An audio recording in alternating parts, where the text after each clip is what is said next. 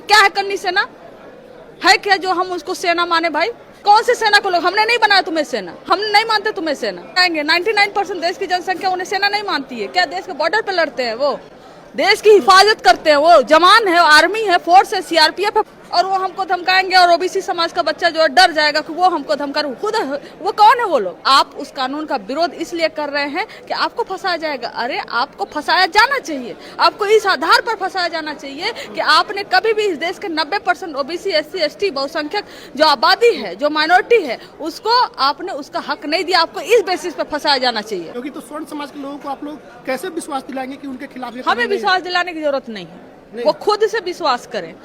वो खुद से विश्वास करें कि हजारों सालों से सत्ता का सुख भोगने वाले लोग, हजारों सालों से संस्थानों में बैठने वाले लोग, हजारों साल से देश के यूनिवर्सिटियों में, देश के संस्थानों में, जहां गुरुकुल हो, जहां जो भी जिस तरह की हमारी व्यवस्था रही है, एजुकेशन सिस्टम, हर जगह से कब्जा करने वाले लोग, अगर आज हमें कोई हक मिल रहा है तो हम तुम्हें क्यों भरोसा दिलाएं? तुम खुद भरोसा करो। अगर वो सच में हिंदू एकता की बात कर रहे हैं तो उनके अपने हिंदू भाई बहन ओबीसी वर्ग के समर्थन में आना चाहिए कि हाँ, इनके लिए अगर कुछ अच्छा हो रहा है तो हम उनके साथ खड़े हैं। आप नहीं लोग कह रहे हैं कि ओबीसी को जोड़ने की क्या जरूरत थी? ओबीसी के साथ कहाँ टॉर्चर होता है? ओबीसी के साथ कहाँ टॉर्चर होता है? तो ये बता दे कि देश के सेंट्रल यूनिवर्सिटियों में जितने 47-48 सेंट्रल यूनिवर्सिटीज हैं, उसमें कितने ओबीसी के प्रोफेसर्स हैं? एक आईआईटी में 10 सुसाइड के केसेस आते हैं। यूजीसी को लेकर लगातार विरोध हो रहा है। जो नए कानून बनाए गए हैं विश्वविद्यालय में पढ़ने वाले बैकवर्ड आदिवासी और दलित छात्रों के लिए, उसको लेकर के स्वर्ण समाज खुले तौर पर मैदान में उतर गया है। करनी सेना हो या तमाम स्वर्ण समाज से जुड़े हुए संगठन मैदान में और कह रहे हैं कि इसको वापस लेना पड़ेगा। हमारे साथ राजद के राष्ट्रीय प्रवक्ता कंचना जी है। ये कितना जरूरी था यूजीसी जो लाया गया और इसका विरोध जो हो रहा है उस पर क्या कहेंगे? देखिए, ये जरूरी तो बहुत था और ऐसा नहीं कि अभी से जरूरी था, ये बहुत समय से इसकी जरूरत रही है। और खासकर आप देखें कि ओबीसी के लिए, अगर ओबीसी, एससी, एसटी के लिए कुछ भी अगर नया करने का एक प्रयास होता है, चाहे किसी भी सरकार द्वारा प्रयास होता है, तो उसमें हमने देखा है कि जो upper caste mindset, upper caste में जो जो इस माइंडसेट के हैं कि पिछड़े दलितों और अल्पसंख्यकों को उनका हक नहीं मिलना चाहिए, हमेशा विरोध किए हैं। चाहे वो अब जब ओबीसी को आरक्षण दिया गया तो उसमें अपर कास्ट को लगा, जो मनुवादी व्यवस्था, मनुवादी सोच के लोग हैं, उनको लगा कि ये तो हमारा हक खा रहे हैं। दरअसल वो आपका हक नहीं खा रहे हैं, वो अपना हक मांग रहे हैं। तो इस चीज को आप समझिए। यूजीसी को लेकर गाइडलाइन ये बहुत पहले बन जानी चाहिए थी। अगर अब मैं सीधे, क्योंकि मैं जेएनयू से आती हूँ, मैं एक सीधा सा उदाहरण जेएनयू में देती उदाहरण कि वहाँ पर 100 नंबर का इंटरव्यू होता है, जो डायरेक्ट जेआरएफ से पीएचडी का एडमिशन होता है। तो अब कभी जिसका एडमिशन लेना होगा, खासकर जो अपर कास्ट का होता है, उसको 100 में 90, 100 में 80 ऐसे नंबर दे देंगे। लेकिन जो बहुजन समाज के लोग हैं, उनको पता चलता है 100 में 20, 100 में 10, 100 में 30 इतने नंबर दे के फेल कर देते हैं। एक तो ये डिस्क्रिमिनेशन है ही, लेकिन इसके बावजूद जब एडमिशन हो जाता है, वहाँ पर जो डिस्क्रिमिनेशन है, जिसकी वजह से आप देखेंगे कि हर साल, चाहे आईआईटीज हो, आईआईटीज में एक आईआईटी में 10 सुसाइड के केसेस आते हैं। प्रताड़ित होकर जो बहुजन समाज के लोग हैं वो सुसाइड कर लेते हैं।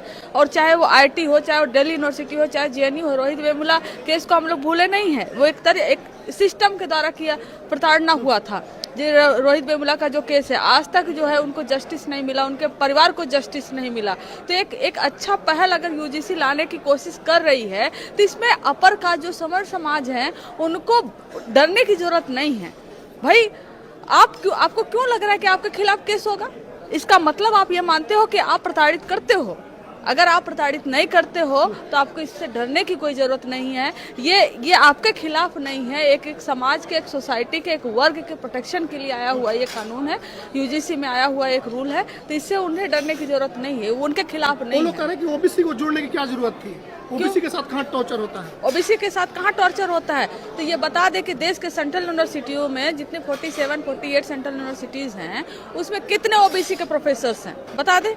क्या ओबीसी की जो जनसंख्या देश में 50% लगभग है, 50% प्रोफेसर्स आपको मिलेंगे सेंट्रल यूनिवर्सिटी में, स्टेट यूनिवर्सिटी में, किसी भी यूनिवर्सिटी में?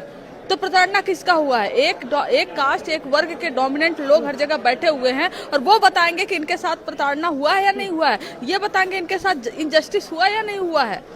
अगर वो ये लाकर दिखा दे कि 50% ओबीसी के professor central university, state university में या तमाम नौकरियों में हैं, तो हम मान लेंगे कि ओबीसी के साथ कोई अन्याय नहीं हुआ है।